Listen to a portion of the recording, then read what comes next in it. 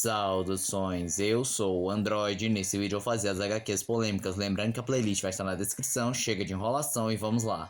World Finest Comics número 14. Na época, essa HQ não tinha nenhum problema a capa, porque mostrava Batman, Robin, Superman com um monte de crianças ali nadando num rio que não era pra nadar, e o Robin gesticula para os dois nadarem junto com ele. Só que essa capa não é vista com bons olhos hoje em dia, pois basicamente os meninos que estão nadando são menores de idade, claramente estão pelados, e é meio esquisito dois homens adultos olharem ou pensarem em entrar no rio junto com crianças menores de idade nuas. Capitão América 375. Nessa história, o Capitão América acaba ficando viciado em drogas e isso afeta seu desempenho, afeta sua personalidade, que ele começa a ser mais violento, agressivo, quer atacar todo mundo, mas no final ele acaba se livrando do vício. Na época era aquele combate contra as drogas lá nos Estados Unidos, eles queriam ensinar que drogas eram erradas para os jovens, só que muita gente se incomodou pelo fato do símbolo americano usar drogas, não caiu bem.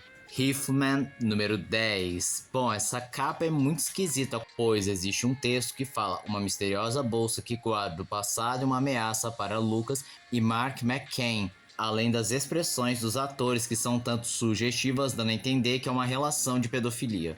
Action Comics número 593. Ao começar que a capa é muito esquisita, pois mostra o Superman beijando a Grande Barda enquanto o Senhor Milagre é levado e fala Superman beijando a minha esposa, passando a ideia de adultério, mas o conteúdo da história consegue ser bem mais bizarro, já que basicamente surge um vilão que se alimenta de emoções e consegue controlar a mente da Grande Barda e do Superman, forçando eles a fazerem um filme adulto.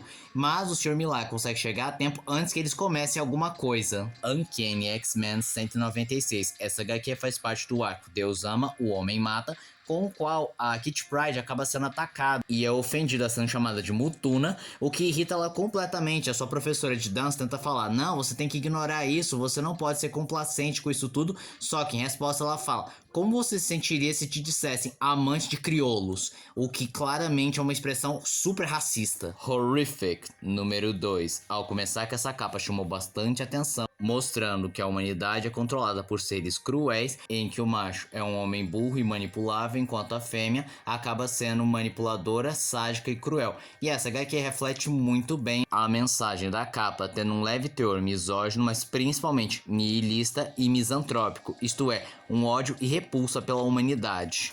Mockbird número 8. A capa gerou bastante controvérsia, pois ela está usando uma blusa escrito pergunte mais sobre a minha agenda feminista, o que gerou bastante controvérsia porque mostrava uma personagem claramente feminista. Action Comics Weekly 644. Bem, essa polêmica veio mais por conta do conteúdo, que tem alguns comentários que foram vistos como homofóbicos para os padrões de hoje em dia. AOC foi um conjunto de histórias em quadrinhos feito com a DC em parceria com Devils Do Comics, que colocava alguns políticos da esquerda dos Estados Unidos representando personagens da DC Comics, mas a própria DC pediu para que não fosse mais distribuído depois de controvérsias de alguns deles. The Sensational She-Hulk número 40. Essa é a famosa história que os fãs queriam tanto ver. A mulher Hulk pelada e ela brinca bastante com isso, e um dos momentos mais reconhecidos dessa história em quadrinhos é que pedem que ela pule corda, só que mesmo ela pulando corda não dá pra ver absolutamente nada. Nightwing, volume 1, número 93. Nessa história em quadrinhos está o Asa Noturna e a Tarântula lutando contra o Arrasa Quarteirão, até que a Tarântula mata o Arrasa Quarteirão, e isso dá um choque extremo no mês que ele fica paralisado, e a Tarântula decide se aproveitar abusando do Asa Noturna, e essa história foi extremamente polêmica ao Negro Comics. Essa HQ marcou época porque, bem, essa foi a primeira HQ que todos os envolvidos eram negros, desenhistas, roteiristas, editor, todo mundo ali trabalhando era exclusivamente negro, mas essa HQ foi lançada numa época que o pessoal ainda era extremamente racista e por conta disso a HQ não vendeu bem, foi duramente criticada e não teve uma segunda edição. Art 511. Bem, na capa apresenta o Art com duas meninas e ele fala: o meu horóscopo diz que estou entre rosas hoje, o que pode ter um duplo sentido ao começar pelo fato que as meninas estão usando roupas com tonalidades rosadas, só que a expressão in the pink também é uma gíria para uma auge da perfeição ou algo mais sexual. Man-Eaters número 9. Essa história em quadrinhos gerou muita controvérsia, principalmente com seu título, que significa Devorador de Homens, que foi considerado inapropriado e também o seu conteúdo não agradou as pessoas.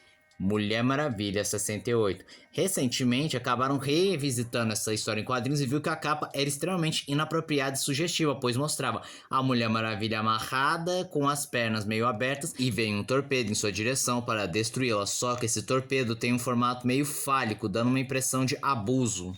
Em Nick Fury Agents of S.H.I.E.L.D. número 34, bom, aparece uma composição peculiar para dizer o mínimo, em que aparece um Nick Fury numa posição sexualmente derrotada, com suas pernas abertas, e um vilão segurando uma arma que parece muito um objeto fálico metálico.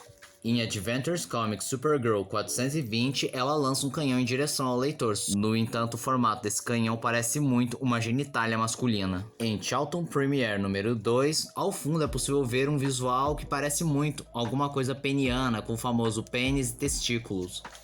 E por fim, na capa Bleak Comics número 179, é possível ver um personagem atingindo o outro com uma espécie de cacetete que mais parece um pênis, levando em conta o seu formato e a posição que ele segura o bastão. Wolverine é uma cópia? Bem, isso aconteceu lá em 1973, em que a Marvel fez um concurso em que os fãs poderiam fazer desenhos e mandar ideias de heróis que eles queriam ver nas próximas histórias da Marvel. E então um fã chamado Andy Olsen desenhou um personagem que tinha um esqueleto metálico, se chamava Wolverine e tinha muitas, eu digo muitas semelhanças com o Wolverine que conhecemos. Sua ideia não foi aprovada, só que curiosamente um ano depois, para ser mais específico, em 1974, apareceu um personagem chamado Wolverine que, apesar de não ter o mesmo background em sua primeira aparição, futuramente acabou tendo mais semelhanças com essa versão do fã. E existe uma larga discussão se seria plágio ou que apenas foi uma coincidência. Savage Dragon 233. Bem, a capa de Savage Dragon é um tanto bizarra, pois se você reparar bem, o Savage Dragon tá fazendo a barba, mas a namorada dele também vai se raspar. Mas, pera, ela vai se raspar... Ah, meu Deus, tem espuma de barbear lá embaixo, agora entendi o que ela vai se raspar. E é por isso que gerou bastante discussão. Perfect Crime número 26, uma história extremamente polêmica por tratar dos assuntos de crianças viciadas em drogas e o que elas estavam fazendo para manter o vício. Superman Giant 7. Essa aqui é bizarra, pois é uma história em que basicamente são 12 páginas em que Lex Luthor capturou a Lois Lane e fica 12 páginas, devo reforçar, torturando a Lois Lane de um modo extremamente gráfico para no fim matá-la com um tiro na cabeça.